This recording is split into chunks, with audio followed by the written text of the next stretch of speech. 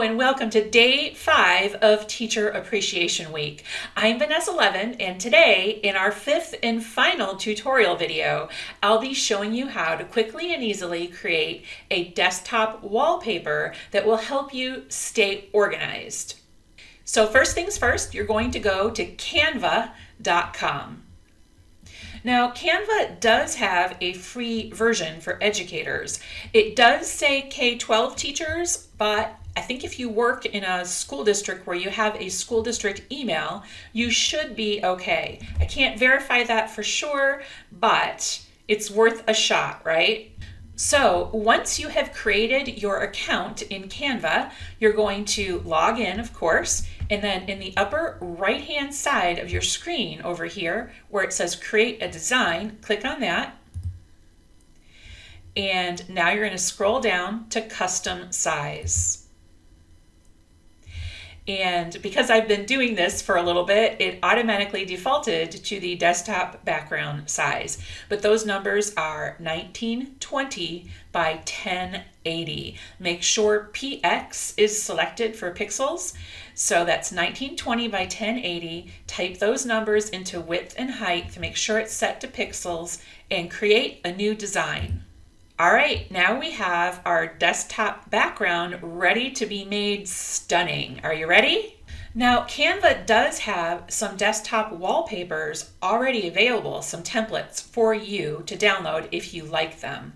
Now, I want to create a desktop background that really matches my personality, and it also shows my happy place, because I think that a lot of times when we go in the classroom and we look at our cluttered desktop or even at home, it makes us kind of like, not so happy. So I'm going to make my desktop today custom because I want it to make me happy. So the first thing I'm going to do is go over here on the left side of the screen and go to Uploads.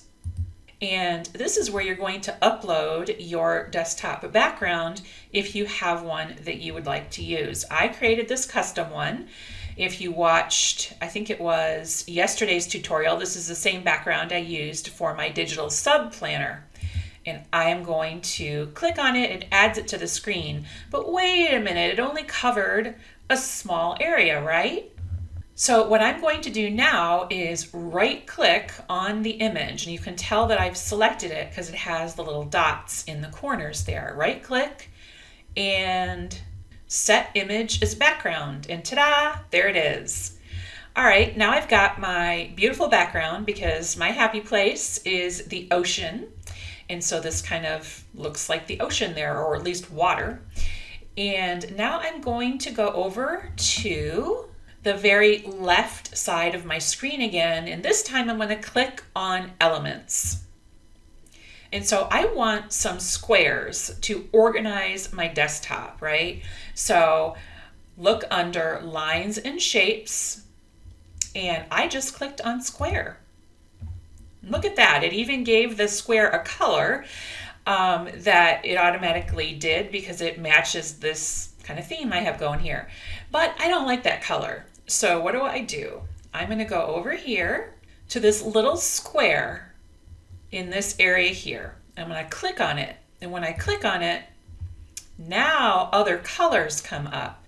So you should see a color palette. And down here, I'm going to choose white.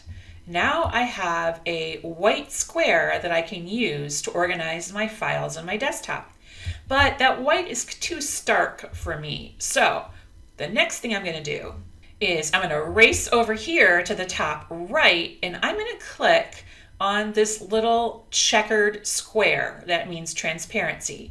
But make sure that you have your cursor, you've clicked on the square image over here, and that you can see the little circles and the little handles that otherwise, if you click off of it, you can't see the transparency anymore. So click on it, click on transparency, and I'm going to take the transparency down to about 50. So I'm going to slide it down. And now I have this defined area, but I can still see through it a little bit. So this is going to give me an area to work with on my desktop. And now I'm going to resize this square a little bit because this is going to be the area where I put my programs, right?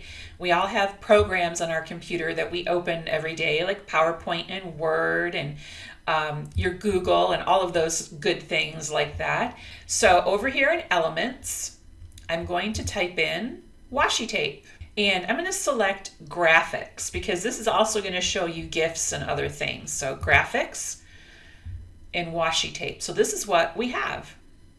I'm going to select one, and I really like the gold one. So I've clicked on that, and I have this kind of gold foil washi tape now. And again, I'm going to drag those little circles, and I'm going to change the size of it.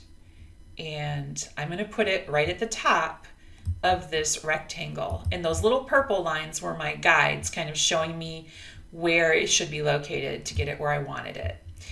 And now that I have the washi tape there, I'm going to go back over here to the left side, and now I'm going to do text. And I'm going to add a word to the washi tape. And I know that this is one of my fonts that I want to use for this project, so I am going to click on it here. And if you want to upload your own fonts, if you have, I don't know if the Canva for Education has this feature, but in the paid version, I get to upload my own fonts. So I'm going to choose Gross Tech Bold, and I'm going to type my own text. All right.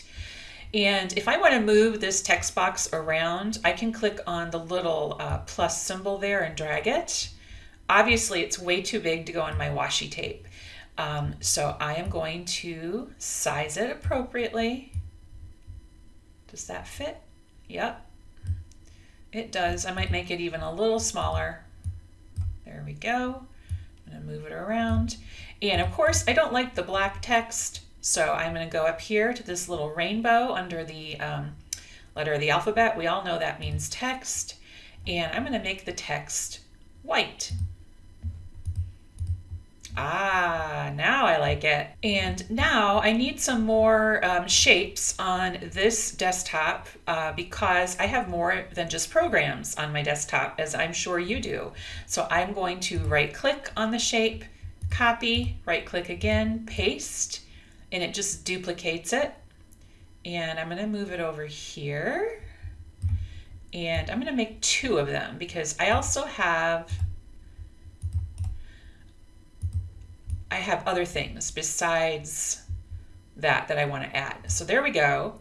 And the space in the middle I'm going to do something with as well. So now I'm going to go over here. I'm going to select my washi tape, copy, and paste. Okay, now I have these three areas where I can organize my files, and now I'm going to add some text in the middle. So I'm going to go way over here to the left. I'm going to click on text again, add some text, and I'll figure out the font. So I go up here to this little drop-down box, and I can see recently used fonts. And what I did to find the font that I wanted was to play around with them. So here I have one word in my phrase that I want to use. And now I'm going to copy that and paste it. And so there you have it. There is my finished custom background. So once your background is finished, now you need to download it so you can add it to your computer, right? So you go to Share. I know it seems a little counterintuitive. It just means another way to save. And I'm going to select Download. Now the next part is probably different depending on the type of computer or desktop or laptop that you have. But on mine, I right click when I'm on my desktop, I select Personalize, and now I can upload the background. And I have to go over here where it says background, and I have to select the drop down picture. And then I have to choose my own picture, and I'm going to browse my computer for it. And here is what my desktop looks like. So there you have it. That is how you can make your very own desktop wallpaper with Canva. And don't forget, if you'd like the printable step-by-step directions and access to this particular background that I just showed you how to make, and more helpful trainings like this, then you're probably going to want to check out my exclusive mentorship program for teachers who want to up-level their teaching game at teachingtrailblazers.com.